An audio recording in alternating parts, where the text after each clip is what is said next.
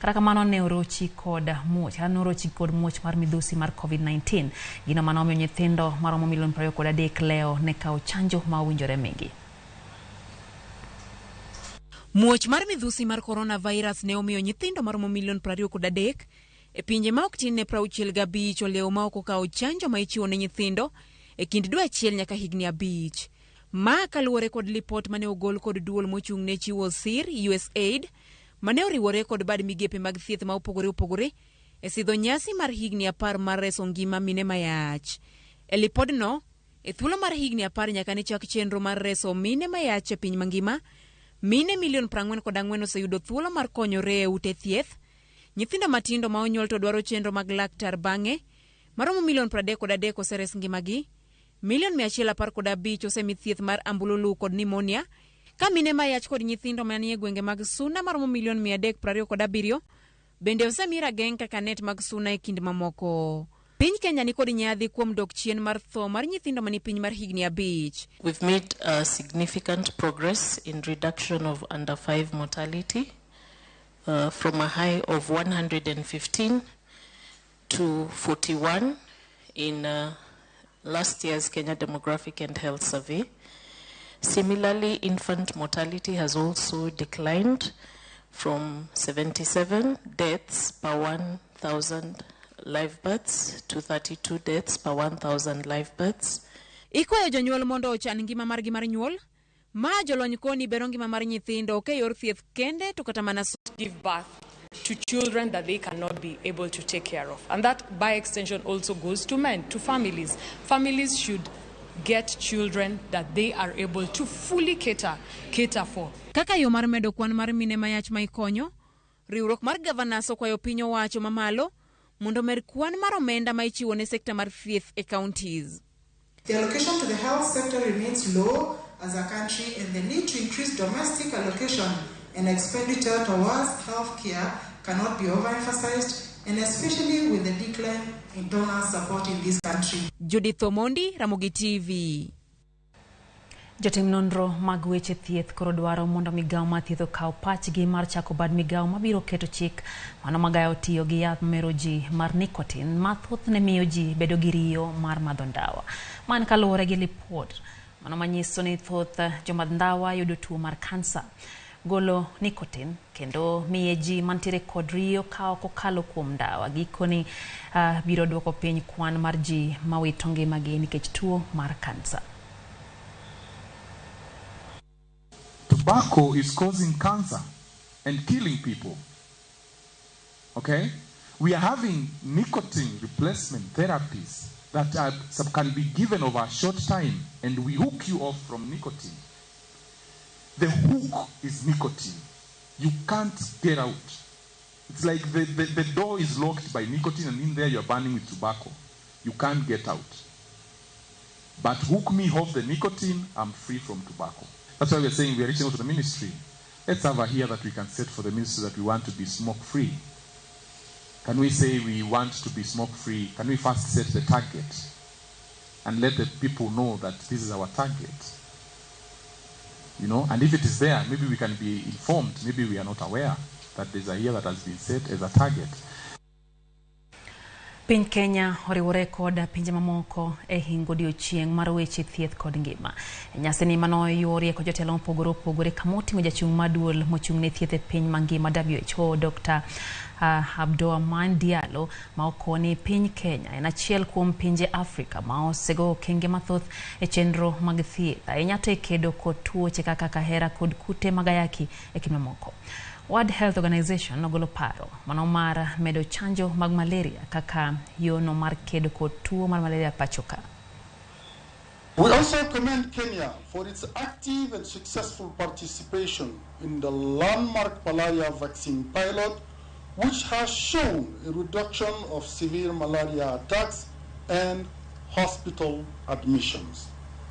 This has now resulted in a WHO recommendation for expansion to benefit and protect more children from malaria in Kenya, Malawi, and Ghana. The State Department is keen to engage all partners to achieve UHC, which will be achieved by a strong public health system, and align professional standards of human resource infrastructure, health product technologies, service delivery and processes. Kwa mbele nyakora mgajuang bad migao mochungne Rita Lora Nema e county ma Homa Bay koro ochako chenro mar jiwo pith mar yien e bunge mag piny owacho kod skunde manie e county no mano mar kedo gi midhiero ma ikelo gi lokruok mar futo mar yamo e kor lwasi kod meda tamalo mag bunge ma pod ntiere e piny ma pod ni piny e county no. Alia Beach miyowa lerno koya e county ma Homa Bay. County ma Homa Bay en achiel kuom counties ma poni chien e pith mar yien ma bende sani ochung' atamalo 3.8 mag bunge manie county no kuom atamalo 10 mag bunge ma chik dwaro e pacho ka.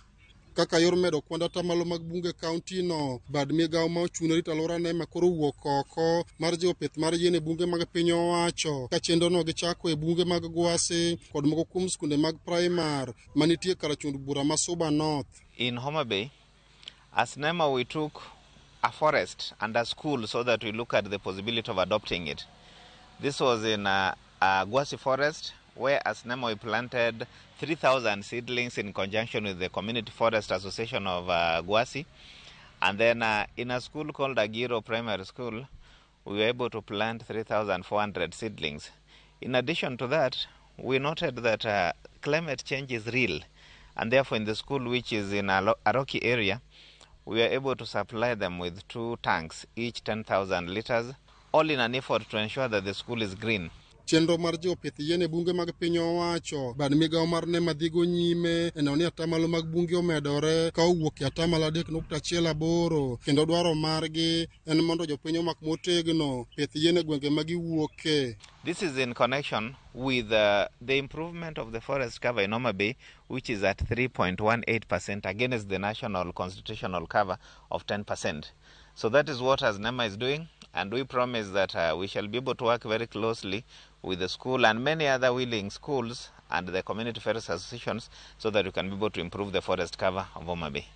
Telo mar skul primar magiro kama koro NEMA dhi nyime gi chenro mar pith yien osero lwedo chenro makamano ka gisingo neno ni yiende ma opidh e skundu no omi arita mowinjore. Waseketo nyathi ka nyathi ochung' e yien kendo jopuonj bende oseyie gisewuok oko mondo gichung' ne yien. Wapidho bel e yien go ero mwabiro dogi godo mabiro miyo kaka wamedo do bel go ero ka gimedo dongo e kaka bende yien go bende biro dongo. Jopiny bende medo jiw mondo mak motegno chenro mar pith yien kaka yor medo atamalo mag bunge kod konyo e rito alwora. Parents wakwayo ni mondo bi adopt the trees. Jo BOM bende osechako timo adopt the trees mondo skundni in 5 years mabiro it will be a complete forest. Kendo wabiro chiwore mar biro school ka kwa visit yende wa mosepidhogo wang'iyo kaka gidhi kaka molal nyocha director mar Badlesa noyieno nadogwa kaw yende moko med kuond molal wapidhi. Wabiro maintain yen mosepidhi 3,400. Alia Beach, Ramogi TV, Homa Bay.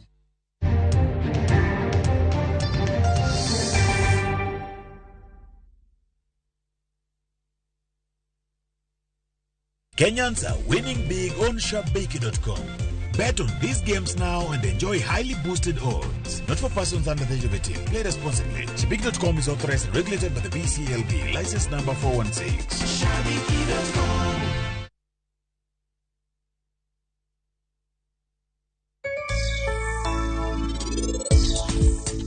Onjiri madichuo onge gi gima bor kae. To madhako tidhi yudo ka nigiwe. Onjiri ber e protein, nitie michamo, nitie mirege mogo, ilose gi mkati, ilose kek gi biscuit. For the guys, yes, this one I could highly recommend them because now this is now the real game changer. Because of the iron and zinc content in it, this one will give you the inner character development.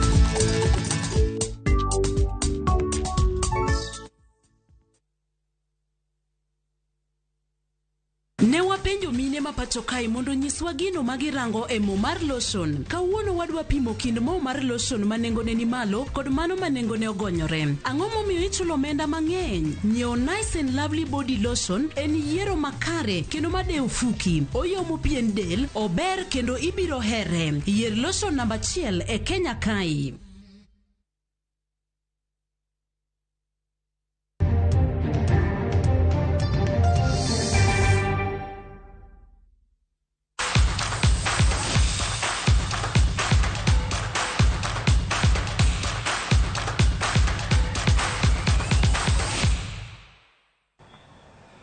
Tere pautu Kenya Koramga Juang kamoroni team mar Kariobangi Sharks oloyo Bidco United gonde 2-1 e tugo mar lig maduong' mapachoka. Sharks emano kuongo loyo kokalo kuom Moses Shikanda kae to Bidco dwoko gol e dakika mar 80 kokalo kuom jatugo Jacob Onyango. Dakika mogika matugo no jatugo Paulo Diambo nole ne Sharks gol mar 2 kendo gol no mar loch.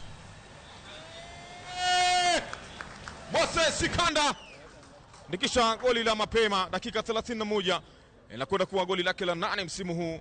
Anakuwa mfungaji bora mpaka sasa kwenye chat zile za Kariobangi Sharks. Kulipigwa fataki na Leon Levitt Otieno, akajaribu kuokoa Marvin Deritu, mwisho wa siku umeshuka na kuwa zawadi kwake Kevin Musa Male. Inapigwa pembeni kwake Tyson, anaipoteza Tyson Matthew. Sasa Michael Bodo pembeni kwake Alex Juma Keke, jaribu kuleta cross kule kwa kichwa Timothy Havi anakataa. Lame Kolo anageuka vizuri, Steven Waroro pembeni kule,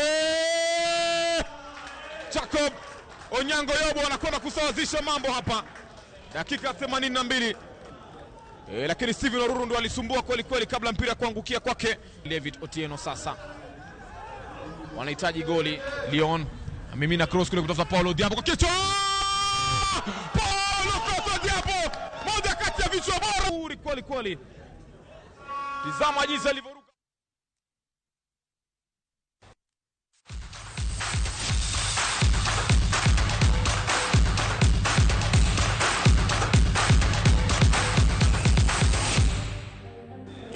Ramojang mema kelo agiko mar chenro marang'ich welero kamano kuom kete mana kera Ramogi TV to kodwa kendo kanyo saa 3 kabende George Bati dhi kelo ni weche gi heyo makare. Nyinga Lydia Hoke wasebedo kanyo gi Winnie Adoyo mosebedo kala kuna weche gi ibedo gotieno makare.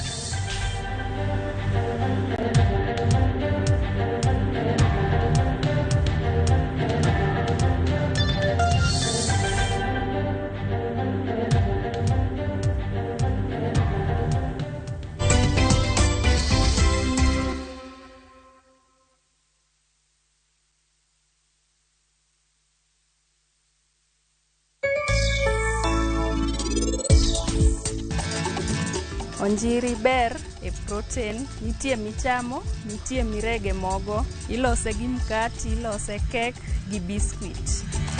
Make your mealtime more magical. Buy any participating pack. Check under the cap to get your code and stand a chance to win free food shopping for a year, plus millions in instant cash, airtime and shopping vouchers.